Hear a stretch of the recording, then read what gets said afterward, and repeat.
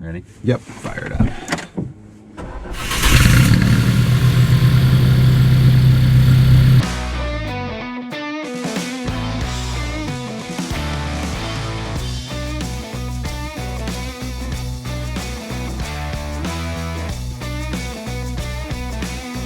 Thanks for being here. Yeah. Call me the Joker.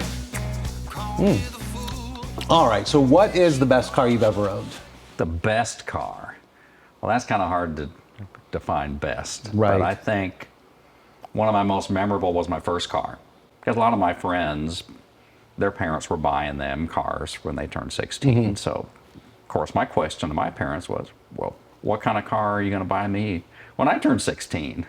And my dad's response was, well, whenever you need to go somewhere, you can borrow your mom's station wagon. That's not fair. Which was a gold Pontiac with the wood paneling on the sides. Something that would be a kind of a cool car today, because I like wagons. But back then, to a 16-year-old, that was not a cool car at all. So I decided I'd buy my own car. Okay. And I did, and there really wasn't much they could say about that. 'Cause Right. it's my money, my car. I had a paper route when I was younger, 12, 13, 14, in the neighborhood, and there was a man on my route that always had interesting cars. He had a couple Corvettes, he had a GTO convertible, he had this GS convertible.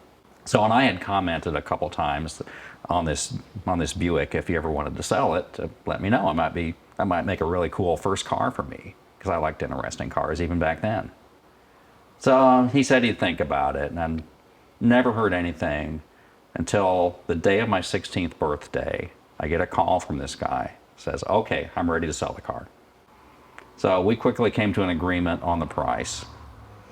He drove the car over to my house.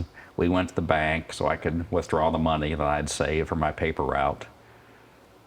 Gave him the money, he signed over the title, we drove back to my house. He left the car in the driveway, gave me the keys, and he walked home. Then my mom comes home later that day. I'm like, what the hell is that yellow convertible sitting in the driveway? You bought this all from your own money? Yeah, money I had saved for my paper route. Good for you. Wow.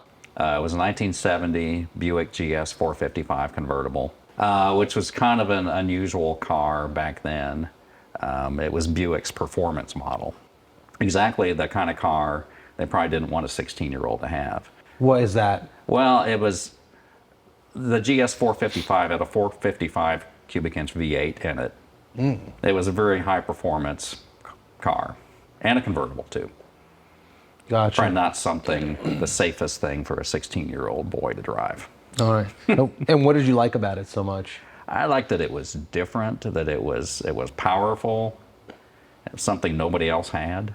But I think the guy that sold it to me, apparently he and my parents didn't get along that well. So I think he partially sold it to me to kind of get back at them, because he knew that they would not want me to have a car like Interesting. that. Well, it worked out for you. But then when my sister got her license a couple of years afterwards, I guess they learned the lesson, and my dad bought her a Pacer.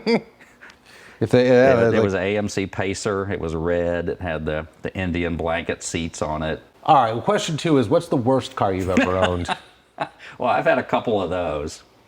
I think one that really stands out was a 1976 Fiat 124 Spider, which was a fun car. But this particular one had a tendency to break clutch cables. Oh, wow. And I imagine it was tough to find a place that could do a good job maintaining that. Well, as it turns out, I mean, it was a pretty simple fix, because it was a cable that ran from the clutch pedal back to the clutch, and it was easy to replace. And I figured out how to do it myself. And I always kept a couple of spare cables in the car, because I knew it was going to happen again at some point. Fiat's had a bad reputation back in the day, the old fix-it-again Tony. But no, I never really had any other problems with it.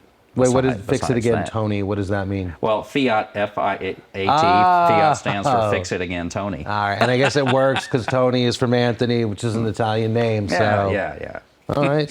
What is the most exciting thing you've ever done in a car? This goes back to when I was in high school. This was after I'd sold that GS 455. That was my first car.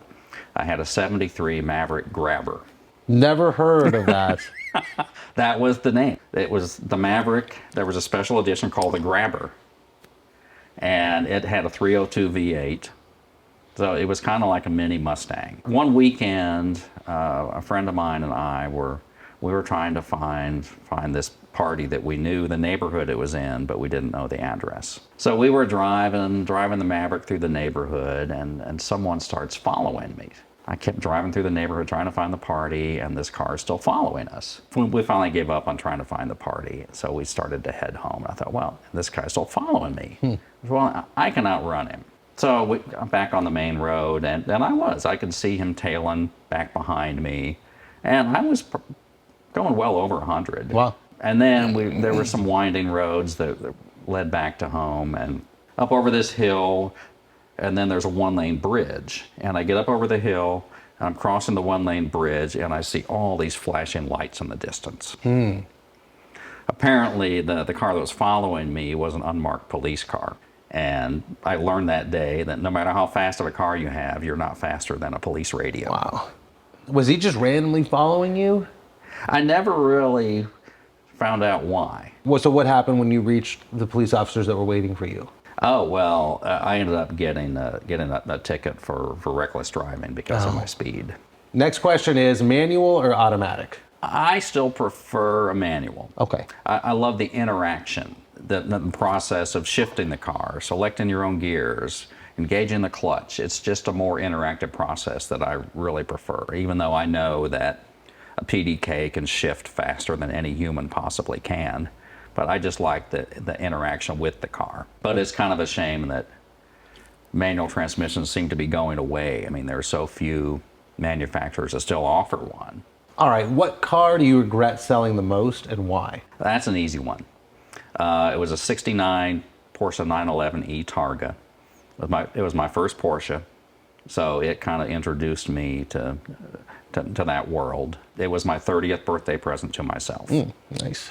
So a special car in a lot of ways, and I had so much fun with that car. It was original. I bought it from one of my neighbors when I lived in Austin. He had just bought a boat, so his wife said the Porsche had to go. So I bought this car, and it came with this box full of records. Oh, nice. Back to day one.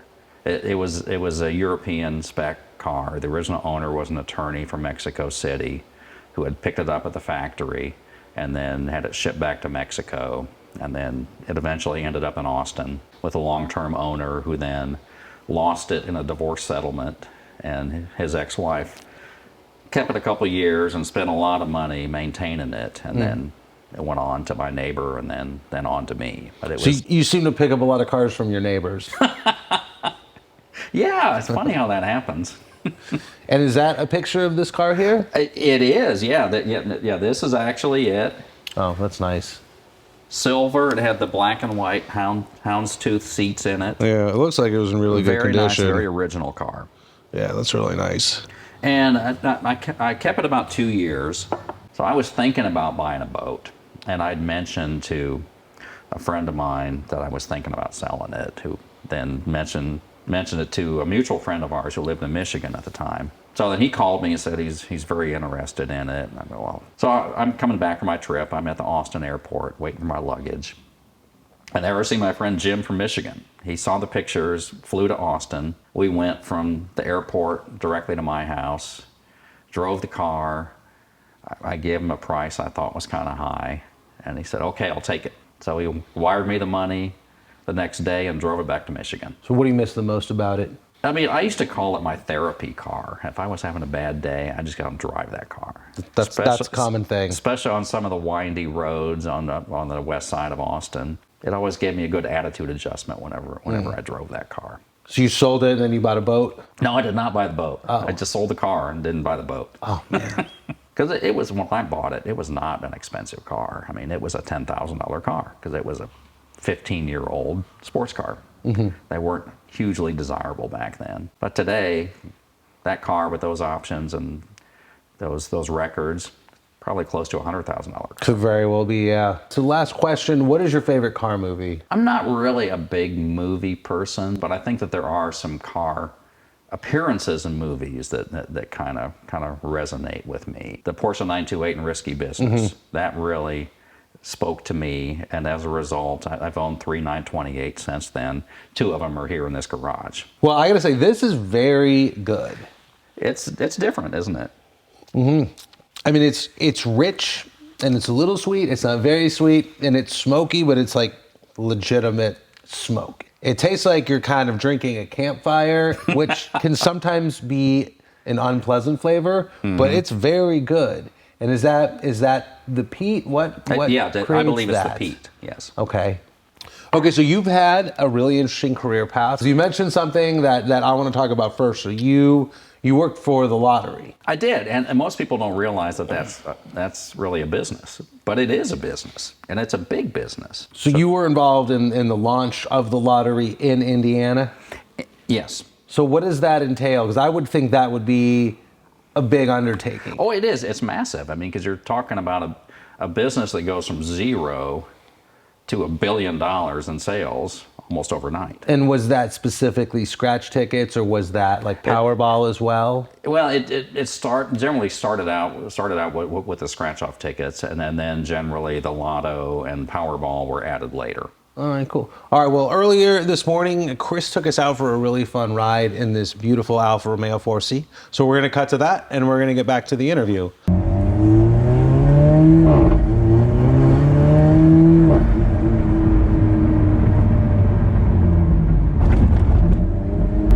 So this car's a 2017 Alfa 4C. What was the last year they made these?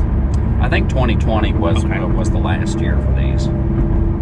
This particular one, it's a one owner car. It's got just under 10,000 miles. The original owner was an older gentleman from Reno, Nevada. He searched nationwide to find one with this spec. This is a very rare spec on these cars. So what is it? What's so rare about it? It only has 2 options. Oh. It has the red paint, the Alfa Rosso paint was an option, and also the Akrapovic exhaust. That was a factory option? It was a factory option, Oh. yes. And also it's one of very few that has cloth seats. Ah, okay. Most of these you see have leather seats, which was an option. This one does not. So how long have you owned it for? I've had this one since, I've had this for about 3 months. Oh, okay, so it's still pretty new to you. So To this me. has got like a real cool kind of sheen to it. Is this a special kind of material? Oh man, I'm making fingerprints all over that. Oh, they're going away. It's magic. Fingerprints go away. But what is this material? Is it just Actually, like a... I'm not really sure. It feels like some sort of Italian plastic to me. Yeah, it's kind of fancy plastic. How often do you drive this? Not very often. Maybe once or twice a month. They're really fun cars, but I mean, it's tough to get in and out of them. Yeah, it's not the most practical car on a daily basis.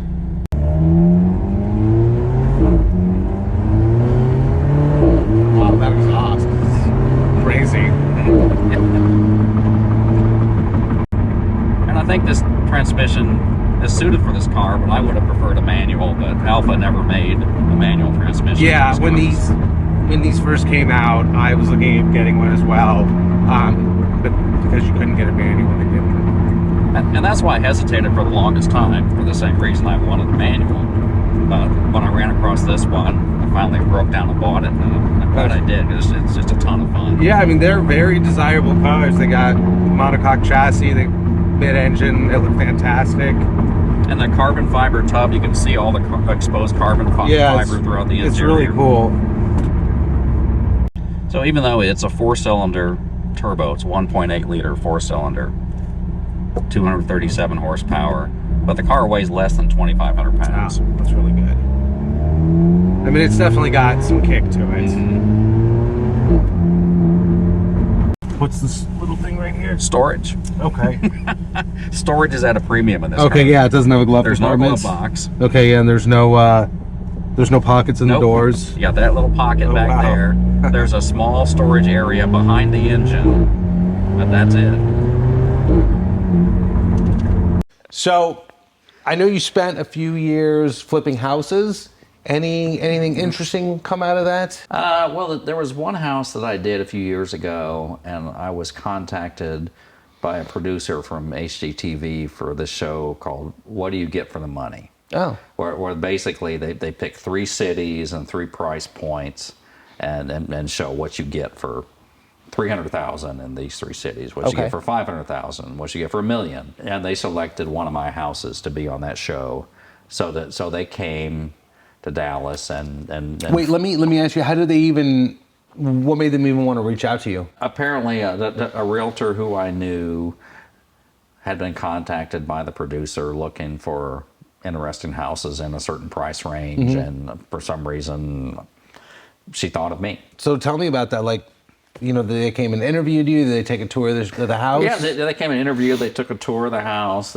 They wanted a shot of me walking the dogs down the street. So what was the experience like? Was it a few hours? Was it a few days? I mean, it was pretty much a full day. I mean, by the time they got in and got set up, and then we did the interior shots, and then outside, and then walking down the street with the dogs. I mean, it was pretty much a full day. And I know that's a huge thing now, and it has been for a few years. But back in the '90s, were there a lot of people buying and renovating homes? No, very few. So I had very little competition. It was very easy to do.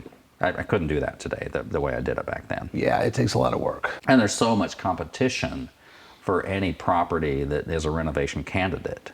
People see these shows on HGTV that make it look Yeah. easy and fun. They've changed it. And so people think, well, hell, I can do that. And they try one and realize that it's not so easy. Exactly. All these shows came on, and obviously the reality shows, which means they're fake. So they're like, yeah, we bought this $50,000 house, put $20,000 into it, and sold it for $400,000. Yeah. Right, which is completely not true. That you cannot do that. That would never happen. All right. Well, I think we're done. Are you done here? I am, yeah. Okay. Well, let's jump to this. This is Glen Moray, and this is I don't know much about this brand, but this is a bottle I like to buy every once in a while. It's single malt Scotch Chardonnay cask finish. Okay. So we'll give this a shot. All right. You let me know what you think. If you don't like it, All right. you can be totally honest with me. I'm not gonna be hurt.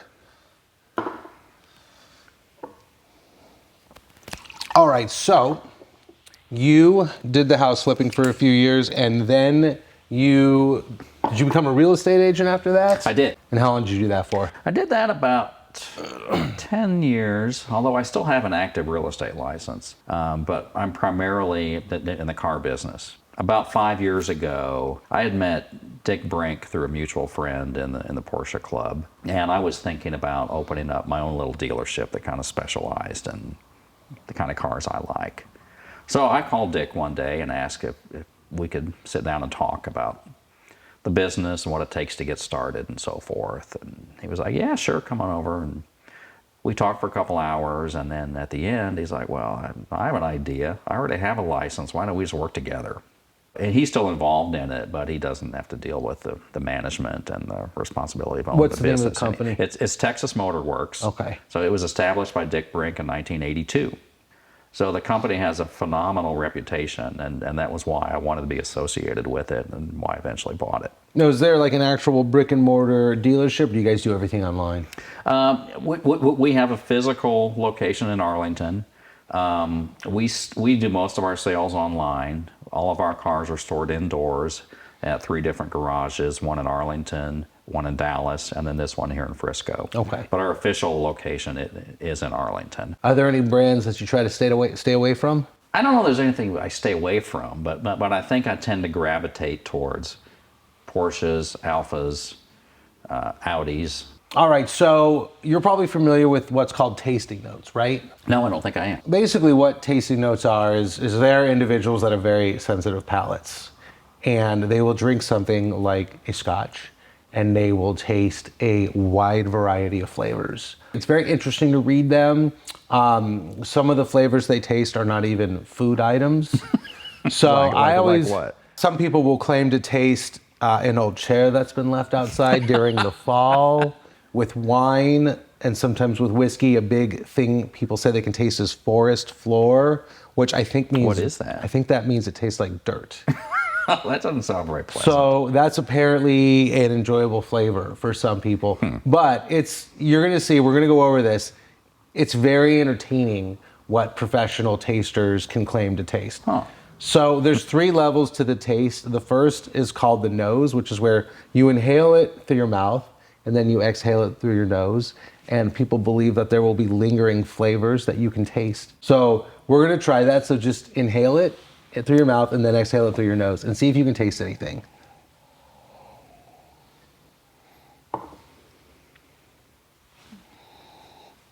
All right, so I got these tasting notes from a website called Whiskey Notes BE. So on the nose, did you taste a warm, oily, and very buttery fruitiness?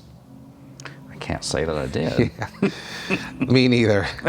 And this goes on for a while. Did you taste apples and grapefruits? No, I can't say that I did. Did you taste hints of melon and honey? If I had to pick one of those, maybe some honey. All right, what about lemon cream? No. All right. What about oranges? I could smell a hint of orange. Okay. I'll give him that. What about sawdust? Sawdust? Yeah. No. I'm going to do this one more time just to see if I could get any of that.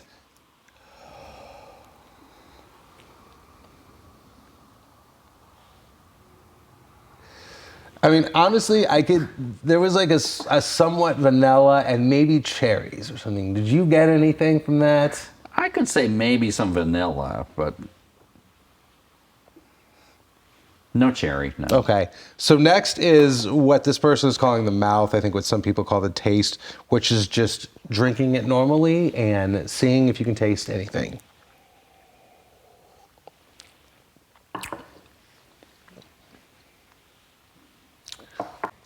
Did you taste hints of fuzzy grape juice? What is fuzzy grape juice? I'm guessing maybe sparkling grape juice. No, there was nothing sparkling about that. No, okay. What about, well, definitely you're going to say no to this one. What about cheap sparkling wine? I don't know what that is. I don't drink cheap All sparkling right. wine. What about lemon marmalade?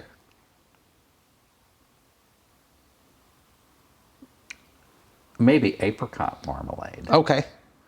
What about grassy green tea? Grassy green tea. No. Okay, this one's a little bit general, but it says gentle spices. Okay, I can buy that. Okay. What about caramel? Caramel. Let me try that again. Yeah, I'm going to do this again too.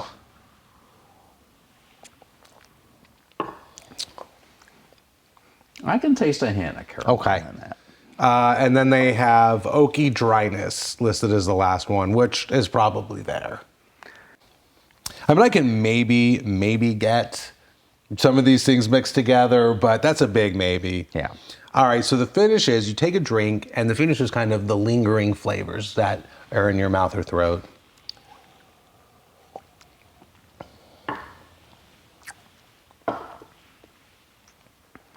Okay. Do you taste butterscotch, No. cinnamon, No. dry and toasted oak? Yes. Okay, so how many total years have you been in the car dealership business? 5 years. What are some of the biggest challenges? I mean, I think for us, the biggest challenge is finding top quality inventory. Do you buy any cars sight unseen? Yeah, all the time. I mean, but only if I'm buying them through one of the dealer auctions. And the benefit to that is that the cars are pre-inspected by the auction. There's a condition report that I can view that itemizes any defects the car may have. So I know what I'm bidding on, even though I don't see the car in person. I have confidence in these condition reports because they're consistently done by the auction company. And if there's something that is untrue or misrepresented, that there's an arbitration process where I can either send the car back or renegotiate the price. Oh, okay, because I want to ask you about that. Have you ever gotten a car and it ended up not being as described? Oh, absolutely. Yeah. Okay. And in those cases, that we've either renegotiated the price, or sometimes if the issues are so severe I don't want to deal with it, the deal gets unwound and the car gets sent back. What's the worst case you've ever been in where you received the car and it was not as described? There was one car that I received that the convertible top did not operate at all. The air conditioning did not work. There was a warning light. The check engine light was on. The transmission shifted erratically. That car went back. What kind of car was it? A CLK 500. Okay. Did you just take it for like a 5-minute drive and you were like, Yeah. this thing's going back? Yes. Okay. All right. So Chris, I think I've heard, did you do the running of the bulls? Oh, we did. Yeah. It was Okay. kind of a bucket list kind of thing. I mean, we were actually in Europe probably about 10 years ago. Do they do it in Spain? Yeah. Okay. Yeah. It's in Pamplona, Spain. Okay. It's an annual event.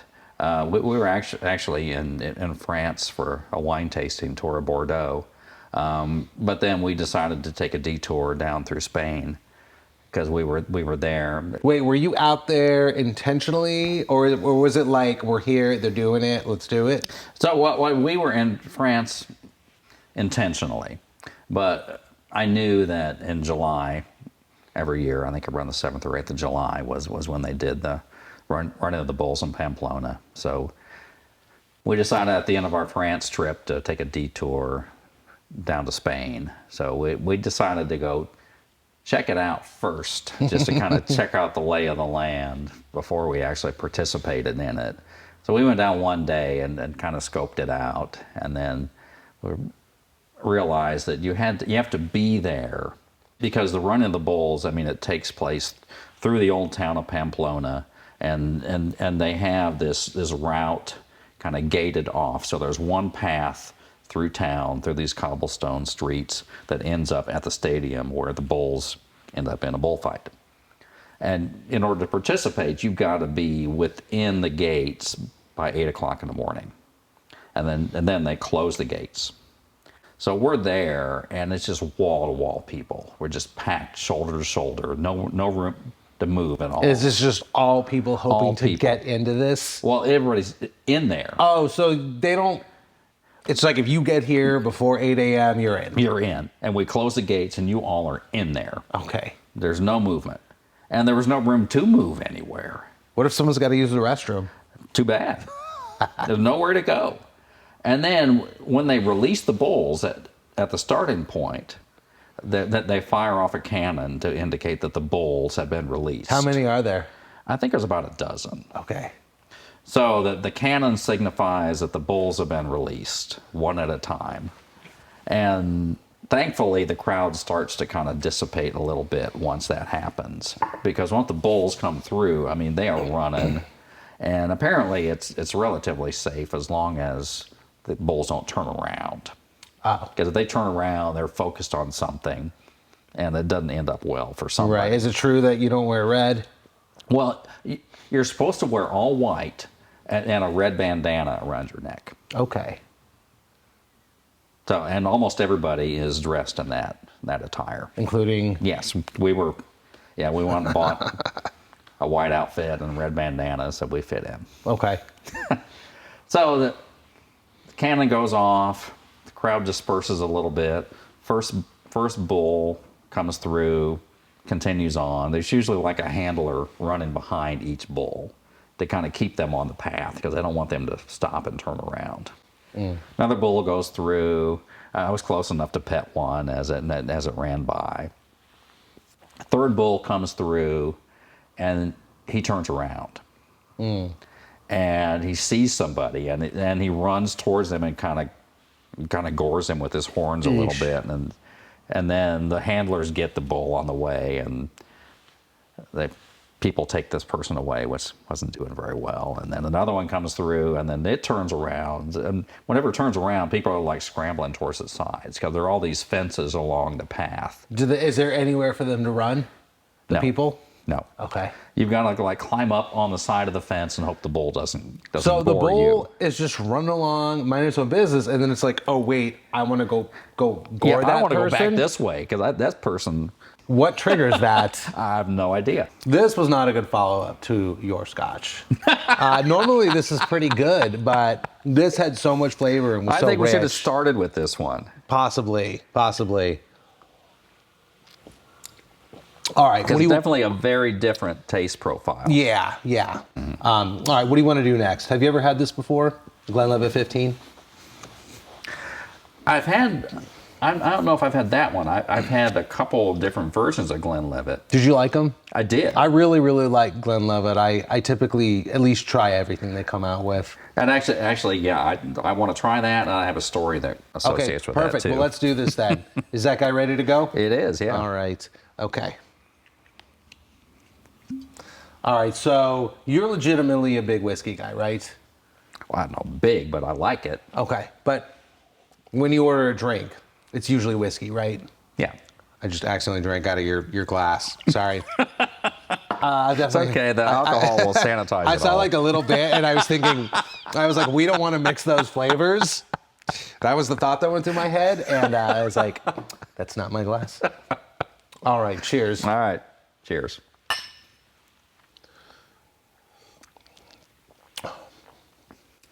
Okay, this is better than the last one, at least in this Yeah, this order. is what I would consider more of a traditional whiskey. Yeah, I think earlier you were going to tell us something about Glenlivet Scotch. Oh yeah. Actually, as I mentioned before, I mean, I really love Porsche 928s. My very first one, my first 928 that I bought, it was a very original car. What trim was it? It was a base 928. Okay. It was 1981 before they came out with the S. But a very original car. When I first decided that I wanted one, I reached out to a few people who I knew that knew those cars. I mean, Andy Kay was one, and then he referred me to Roger Tyson, who owns 928s R Us, which is the biggest 928 part supplier in the country. So he gave me a lot of great advice, and when I would find a 928, I'd send it to Roger and say, what do you think about this one? And so I found this car that was up in Wyoming. So I booked a flight into Denver, first flight out, rented a car in Denver, drove up to Cheyenne, Wyoming, which is just over the border, looked at the car. It was everything he said it was. Very original car, 65,000 miles. So we came to an agreement, and I said I'd take it. And then I was driving it home, and I was about a mile away from home, and somebody in a Jeep Grand Cherokee backed out of their driveway and hit the side of the car. Oh no! And fortunately, I mean, the driver was at a pretty severe angle, and it hit the front of the car, the front fender, right above the wheel. And the front fenders on the 928 are aluminum. So they just crumple up like a Coke can. Mm. So it looked really awful. Oh, that's horrible. But yeah, so it looked horrible, but at least it hit above the wheel, so there was no suspension damage. Wait, wasn't this going to be a Glenlivet story? Well, I'm getting to You're that. getting there, yes, okay. I'm getting to that. So I was, and the car, and there was a huge puddle of some kind of fluid underneath the car. So I'm like, crap, they cracked the engine block or something on it. So I had it towed home. And after further investigation, it wasn't the engine. It was just, a radiator fluid? No, it was actually the windshield washer reservoir is inside of that fender. Okay, so it was kind of best case scenario. Yeah, so they had just cracked the windshield. It was windshield fluid. I was so disappointed about that. But I loved that car, so I thought, well, I'm going to fix it. And I negotiated for months with the other driver's insurance company. Really? Because they wanted to total the car. I'm like, no, it's only, it's drivable. They sent an adjuster out and had an estimate on fixing it. It was all brand new Porsche parts, which was crazy expensive. What was their estimate? I think they were estimating it was going to cost about $10,000 to fix it. Okay. Well, what was the car worth at the time? It would have been worth significantly more than that. At least 2 or 3 times more. No, I mean, but back at that point, 5 years ago, these cars were not that valuable. What was the value of them then? I mean, it was worth about $12,000. Really? And that's what I had it insured for, because I had it insured through Haggerty with the stated value policy. I had no idea that And I had it went that insured low. for $12,000. I paid $6,500 for it. Oh, you did? Yeah. Good for you. So, but I had it insured for 12, which is about what it was worth. So, and I called, when I had the accident, I called Haggerty and said, okay, I'm in an accident. And they were ready to cut me a check immediately for the 12,000 that I had it insured for. But I'm like, well, I really want the other driver's insurance company to pay for this, and I want to keep the car. And Haggerty would have let me keep it, but then I would have had to pay them the wholesale value of it. So the numbers didn't really work. So eventually I came to an agreement with the other insurance company that they would pay me the $10,000 that they said it was going to cost to fix it, and I would keep the car. So right then and there, you're making money. Yeah, yeah. So then, but my intent was to fix the car. And shortly after that happened, I bought the red 928 because I love that car so much. I thought, well, I'm going to buy another one to drive until I get the silver car fixed. So the car sat in my garage for years. And meanwhile, I acquired a new fender to put on it and a new door because the door had a little crease in it too. So I had the parts to fix it. Back to the Glenlivet part of the story. So after the accident happened, I was so depressed about that I came home and I poured myself a big glass of Glenlivet, and I posted that picture on the 928 Facebook group. Said, "Oh, I'm so sad. Somebody hit my 928, and here's my glass of Glenlivet, and here's another one when it's empty." So, but then later when I decided I was never going to get around to fixing the car, I listed it for sale on Bring a Trailer, as is, with the parts to fix it. And as those 7-day auctions go on, I mean, people comment, and I add content and pictures throughout the auction, and I was very upfront about the situation, about the car and what happened, and I had pictures of the car when it was hit, and also a picture of my empty Glenlivet glass. And somebody commented, well, that glass should go with the car because it's part of the car's history. Interesting. Like, okay, well, fine, the Glenlivet glass goes with the car. And then someone else commented, well, you should include a bottle of Glenlivet with it too. Like, okay, if the bids reach X amount of dollars, I'll throw in a bottle of Glenlivet. It did, and the bottle went with the car. Do you mind telling me what you sold it for? I think it sold for $9,800. Wow, I mean, you did okay there. Assuming you did not buy a $3,000 bottle of I did not. Glenlivet. So, yeah, I did For really the well on winner. that. Well, that's kind of incredible that you can buy a car, have it damaged, and still make money on it. almost $3,000 on Yeah. it. Okay, so I see a couple things here. I see this. What is going on here? Yes, that was in 2016. I had a 1986 Alfa Romeo Spider Quadrifoglio that I entered in the Santa Fe Concorso. And it was a very nice car that won first place in its class. And the award goes to the 1986 Alfa Romeo Spider, owned by Christopher Flaugh of Dallas, Texas. And of course, the Alfa Spider, this generation was near the last. There was one more iteration of this car to come, which was a derivation of the 1966 Duetto Spider, which of course went to worldwide fame in the movie The Graduate. And the fact that this car remained in production until 1993 is a tribute to the great, incredible, timeless design of Pininfarina, and also the fact that these cars are so incredibly enjoyable to drive today. This is a car that you could drive all day long with all the style and panache of a classic car with all the comforts of a brand new car. Well done, and wonderful to see this car and being recognized. Thank you. Congratulations. So that was a great experience, being able, and the feeling of driving that car across the lawn up to the podium was just kind of indescribable. How that was. I mean, with all the people applauding and the cameras and the videographers, I guess that's what it feels like to be famous. So you were living in Texas at the time, right? Lived in Texas, and we trailered the car to Santa Fe for this show. And I had attended this show for several years prior. We have a good friend who has a home in Santa Fe, so we get there a couple times a year. And we had always enjoyed going to the show, but then in 2016, Alfa Romeo was the featured brand for the show, so I decided to enter the Spider, and fortunately it won, and drove up to the podium, received that trophy. Donald Osborne was the MC that year. How many hours would you estimate you spent into prepping the car for that show? Well, actually, I did not do most of the prep. I took it to there's a guy in the Porsche Club named Andy Kay who is a phenomenal detailer. Is this company OC Detailers? OC Detailers, yes. Okay.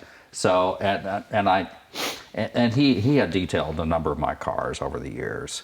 And this one, I took it out to Andy. I trailered it to his house, which is where he works out of. He did a fantastic job of making that car shine in every way. We drove it back into the trailer and then trailered it to Santa Fe. What does it take to win Best of Class? A car that's worth a couple $1 million. But your car was worth a fraction of that. Oh yeah, yeah. My car was a $20,000 car. So what But was the condition was spot on, and it was the Quadrifoglio, which was a special edition of the Spider.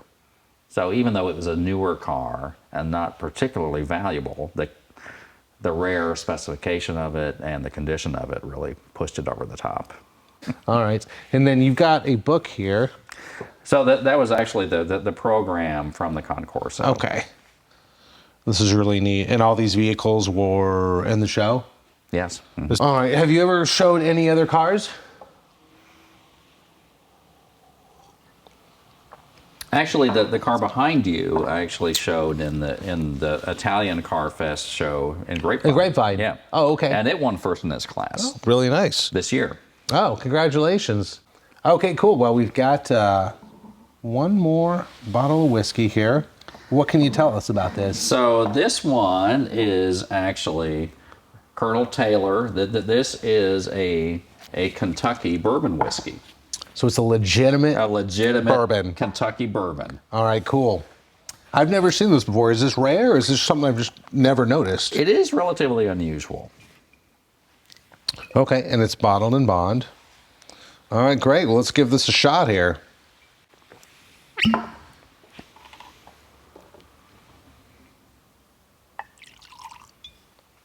You want more than that, or is that?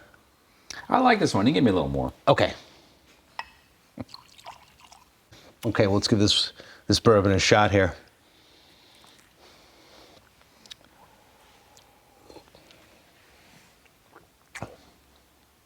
Yeah, it's good. It's smooth. Mm-hmm. It's got a lot of flavor. That is nice.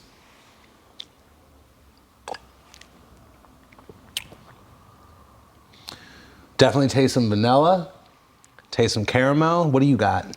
Definitely the caramel. Yeah, I gotta say, you brought two really good, really flavorful whiskeys. Thank you. You're welcome. So you have, you said it was a TRV4, I think, that you got from your father? Yeah, I have a 63 Triumph TR4. Okay. It was my dad's car. He bought it in '75. And he drove it. We live in Indiana, so not the kind of car you drive in the winter. Mm-hmm. So he drove it a couple summers and then parked it in the garage. And it sat there for 30 years. Oh, wow. Not driven? Not driven, no.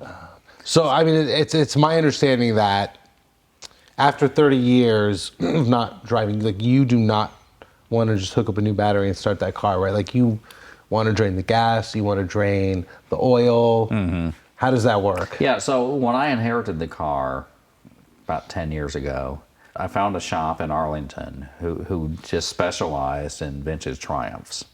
So I bought an enclosed trailer, and I drove up to Indiana, and we pushed the car into the trailer, and I brought it back to Texas, took it straight to the shop in Arlington. And he had it for about a year, and he rebuilt everything mechanically on it, because that was my instruction. I want to drive it. I want to enjoy it. I don't want to do anything cosmetically to it. It's not perfect, and it's got scratches and dings and so forth, but I want to drive it, because I had never driven this car before. I'd ridden in it as a kid, but I'd never driven it. So a year later, it was finally finished and finally ready to drive. And then I was finally able to drive it for the first time. So, what was it like driving a car as an adult that you used to be able to ride in when it was your father's car?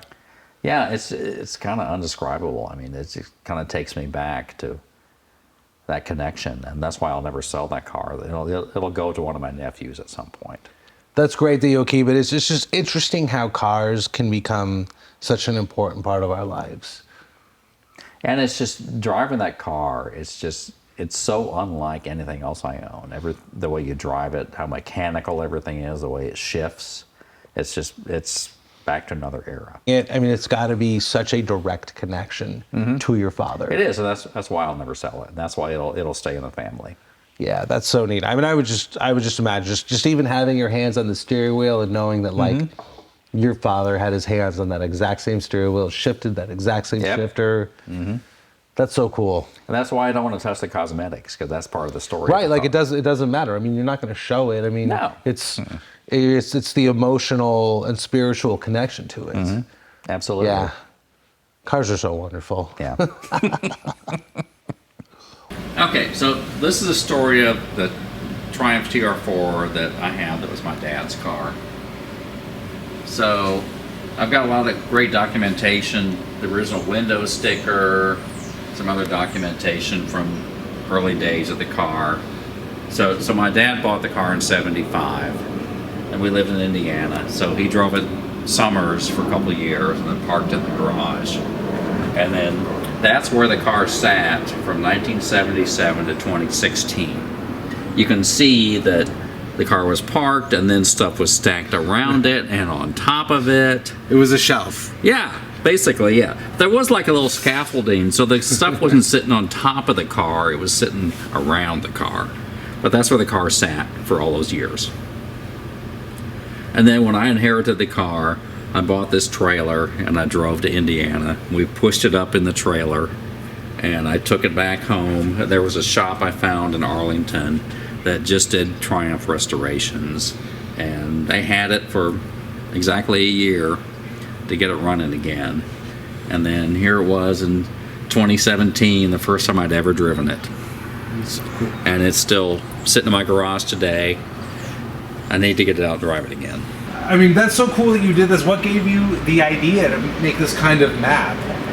Well, I wanted a lot of my cars. The story is so important. It is. So I wanted to tell the story in a visual way.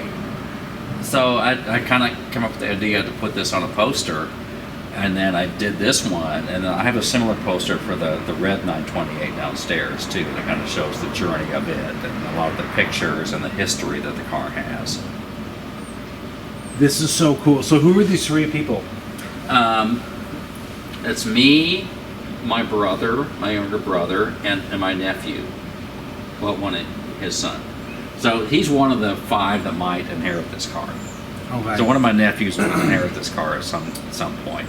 It might be him, since he helped push it in the trailer. Yeah, this is so cool. Yeah, and I remember riding in this car when I was a kid. Yeah. I had never driven it. No, that's a big deal. Because by the time it went into storage, I didn't have my driver's license then, so I never had a chance to drive it. All right, well, Chris, I know this is only part of your collection, but it looks pretty cool. See Porsches, see a few exotics that not a lot of people own. So tell us a little bit about what you got here. Well, let's start with this one. Okay. This is probably one of the most unique cars I've ever owned. Yeah, I've never seen one of these in real life. So it's a Cavalli Mangusta. They made a total of 284 of these. Really? From 1999 to 2000. That is incredibly low volume. So it's an Italian design. It's designed by Marcello Gandini, who designed the Lamborghini Miura and Countach. Wow. So really great design pedigree. Built in Modena, Italy. Powered by a Ford V8. Okay, so I'm going to go out on a limb here. I hear the word Mangusta, and I see something from the weasel family. Does that mean mongoose? It's a mongoose, yes. Okay. Yeah. Did you put that there, or No. is that factory? It's not factory, but it was there when I bought the car. So a previous owner had put that on there Okay. as a tribute to the mongoose. Okay. I mean, I guess a mongoose is not a bad name for a car. They're quick, they're vicious, you know? So, okay, cool. But the really cool thing about this car, beyond how rare it is that it's a target top. So the target top lifts off, fits in the trunk. Really? Okay, so it's just this shell right here. Yeah. So it's either a targa or this rear window. There's a button on the dash where this rolls back into the trunk. Oh, that's really so neat. it's 3 cars in one. It's a coupe, a targa, or a convertible. Okay. I don't think I've ever heard of a rear window retracting back into the car. That's the only car I've ever seen this on. okay. And I'd never seen one of these cars in person until I bought this. I'd seen pictures of them, but never seen one in person Yes. until I Yeah. bought this. I've seen plenty of pictures, but this again is the first one I've ever seen. And I entered this in the Italian Car Fest in Grapevine this year, and it won first in its class. Because nobody ever knows what it is. I mean, it's a neat car. It's got really neat lines. It's got this angled rear. Yeah, fender which is here. really a really cool design feature on this car. So open the door. And then look at the mirror. You know, in most cars, the mirror is attached to the Oh. door. This one is not. It's That attached is- to the body. That's actually really cool. And it's like such a small thing, but There's so many quirky details. about that's this a car. really cool design detail. Like, and honestly, didn't even notice that. No, But you now that I'm wouldn't. looking at it, you've Until got you this open like the door, you would notice that. You have this completely flat line, like it's kind of round here, and then it flattens out and goes out here, and that is really cool. And beyond the rarity of the car in general, this is one of 4 that's been supercharged.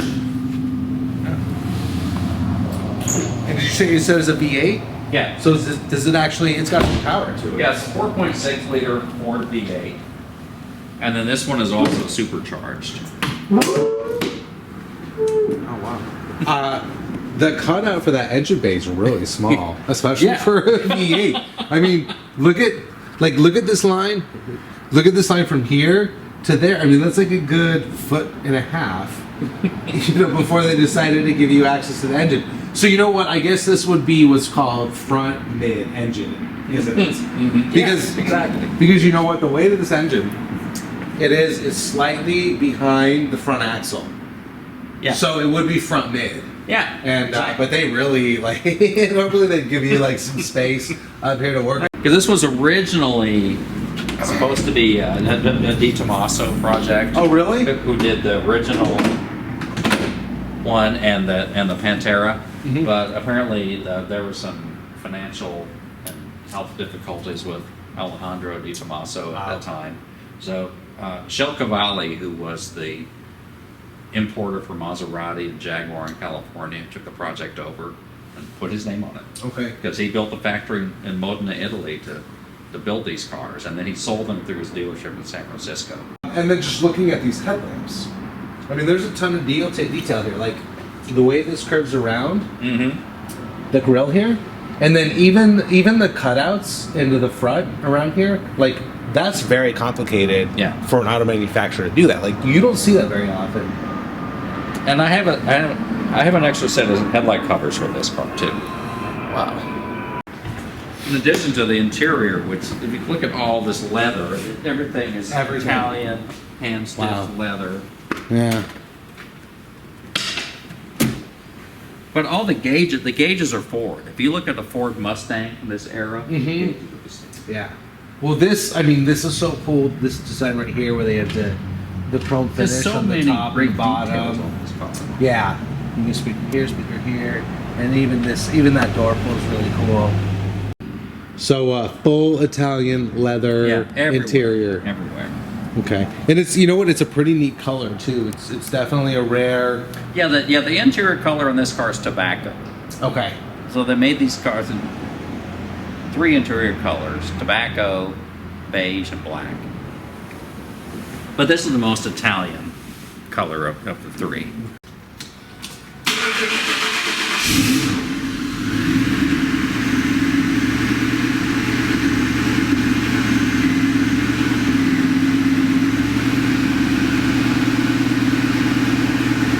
And notice the windows only roll down this far. Okay. Because of this cutout in the door, as far as they go. Oh. Interesting.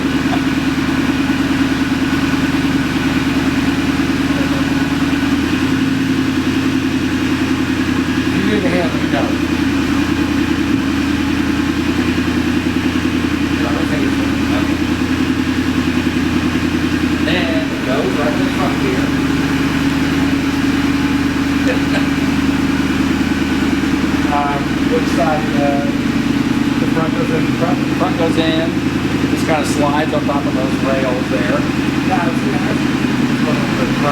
Yeah, that's what those are for.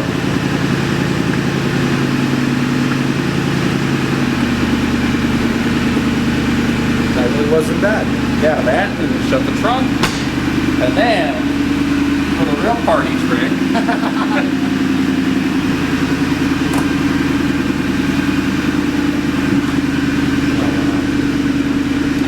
So the whole unit goes down. It's not just the window, but the roll hoop as well. the whole thing.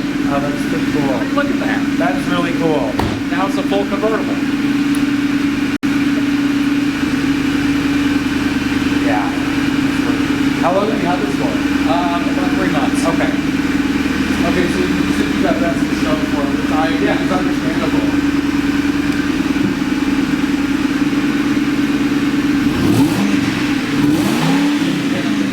Go around.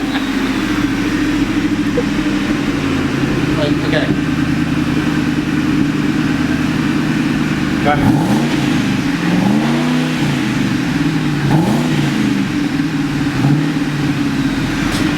So this one is still, it's a bit of a project. I mean, it's the first year for the S4. It's a manual. But it's my project car, so it needs a few little things. Yeah. These are, I mean, they did not build a lot of S4s, right? No, they did not, especially not in manual transmission. Yeah. This was a European delivery car. The original owner was a doctor in Amarillo. We ordered it from the dealer in Amarillo. Amazingly, there wasn't a Porsche dealer in Amarillo back in the late 80s. I would not have guessed that. I didn't. Me neither. So he picked it up at the factory, drove it around, and shipped back. So it's all, and since then, it's always been in Texas. What color is this interior? It's burgundy interior. It needs some work. Oh. Yeah, a little bit. Yeah, clearly needs a little bit of work because it's been sitting for a while. But it is a manual, and that's the key on this car. Well, I think once you get this finished, it's going to be a really exciting car. Yeah, it will be. Then the red 928 upstairs is an 8. All right. How long have you had this for? And that about 5 years. Oh, you have. Okay. It's got 82,000 original miles on it. That's not horrible. No, for an 80, no. So those are not the original wheels. I have the original phone dial wheels for it, but they're These are the S wheels, aren't they? yeah, those so that's probably why you thought it was an S. This car, the original owner ordered it from the factory, ordered it from the dealer in Detroit, and then he and his wife flew to Germany, picked it up at the factory, and drove it around for a month, and then shipped it back to the U.S. with 1,500 miles on it. So, and I still keep in contact with him. I send a picture of the car, or whatever or I show it somewhere. Is this the original exhaust? No, that's an ANSA exhaust that was added after. Okay. Does that increase horsepower or change No, the sound at all? just sounds better. Okay. How often do you drive this? I try to get it on once a month. Okay. What would you describe the driving experience as? It's a great touring car. I've driven it down to Austin a couple times. I mean, 100 miles an hour. Oh. Nothing on these cars. Really? Yeah. I'll bet that's a It blast. feels like it's like idling at 100. Really? Yeah. What's the fastest you've ever gotten to? Well, I don't know because. You were so fast the odometer stopped. This car, but being an 80, back then, I mean, all U.S. cars had to have an 85 mile speedometer. Yeah. So the speedometer only reached 85. Really? So I have no idea how fast I rode this car. I'm so surprised to hear that. And it's, On a V8, but I guess if it was a state, if I mean, it was a US, all U.S. cars at that era had to have an 85 mile speedometer. wow, that's it. So I have no idea how fast I rode that car. This is such a cool and classic design. I mean, there's a day's never going to come where this car looks dated No, or boring. no. It is People so still think it looks fresh. Yeah, apparently it's the brand new Pan America. Coupe, coupe, yeah. All right, and then we got a 987 Cayman here. Yeah, that's the 987 Cayman S. It's a 2008. It's got 45,000 miles on the car, 60 on the engine. What color is this? It's gray. I'm not sure what shade of gray. They did like 4 or 5 grays. I know. In this jet, it could be agate. It could be meteor, seal gray. They had so many. You know, actually, I think it's seal gray. Okay, that's a great color for it. Because I think, yeah, it's not agate gray because that's a little lighter, but I think it's seal gray. Okay. Is this a personal car or a car that's for your dealership? It's a consignment car. I'm selling Okay. a consignment for a client. Yeah, I've got. And actually, we've been doing a fair amount of consignment sales lately. It's it's a growing part of our business. Yeah, I have a first generation Cayman S, and it is such a fun car to drive. I mean, really to push really hard. It is more fun than cars that are twice as expensive. Oh, absolutely. Yeah, I've had a number of Caymans and 987 Boxsters too. I think are really great value today. That's why I drive one daily. Yeah, the Boxsters are a great value. Cool. And then what's gonna be the most visually appealing, probably of your collection, is this 4C here. Yeah, this one, it's a 2017 4C. It's a one-owner car with just under 10,000 miles. But the other interesting thing is that the front, this is not open. Like you would expect on a Cayman or a Boxster, this would open up to a trunk. Mm-hmm. This is not open. Really? No, not at all. It's just permanently there? Permanently, yes. Apparently there are some mechanical components under there, and it can be opened by a dealer if you unscrew a certain number of fasteners. And then there's a little bit of storage in the back. Okay. Even when you open this, it makes interesting noises. Yeah, I heard that. It was like a high-pitched revving. Mm-hmm. So, lightweight, no shocks to hold this up. Just an old-fashioned hood prop. But you got some storage back here for a little duffel bag with a car cover. Car cover, okay. Mm-hmm. What's this? This is the tool to open the oil Oh, interesting. filler there. So if you want to take that off to put oil in it, Interesting. here's your tool. That's like such an unnecessary fancy thing. And it comes in a fancy Alfa Romeo box. So where's your AC compressor? I don't know. I'm wondering if that's what's up there. Do you think it's up there or do you think it's back? It could be up front. I think the brake fluid reservoir is up front too. But I love being able to see the engine from the inside of the car. Right, it's like a big, And from the outside too. You got the glass. You can see the engine. big Ferrari trait. Which Yeah, it's like a mini Ferrari. Yeah, exactly. And Alfa Romeo and Ferrari have always had that connection. Just like a mini Ferrari at a quarter of the price. Yeah, just in case you get locked back here, you can open that to. I cannot unloose the imagine hatch. a person being small enough to get locked back there. But that's a federal But, U.S. rule. So okay. Thank All you, right. U.S. government. Yeah, I mean this car is always going to look as good as it did the day it came out. I mean it has complicated lines, but there's a very beautiful flow to all of the elements of this car. So as I was telling you before, I mean on this one, the Technic package included these pieces on the rear. I which feel like I've never seen that before. I've never seen it on a 996. Okay. So I think this car had almost every option you could get on one of these. And even the convertible top is blue too. Yeah, the top is Metropole blue. The wheels are not the original wheels. Yeah, the wheels are much newer. It had a different set of aftermarket wheels on it when I got it. I had these wheels in the garage, which are from a 997. Okay. So I had these put on with new tires. Okay, and then we've got a second generation Boxster. Yeah, 987 Boxster, which is my daily driver. Is this aftermarket exhaust? Aftermarket tips. Actually, we drove this one to Porsche Palooza last month.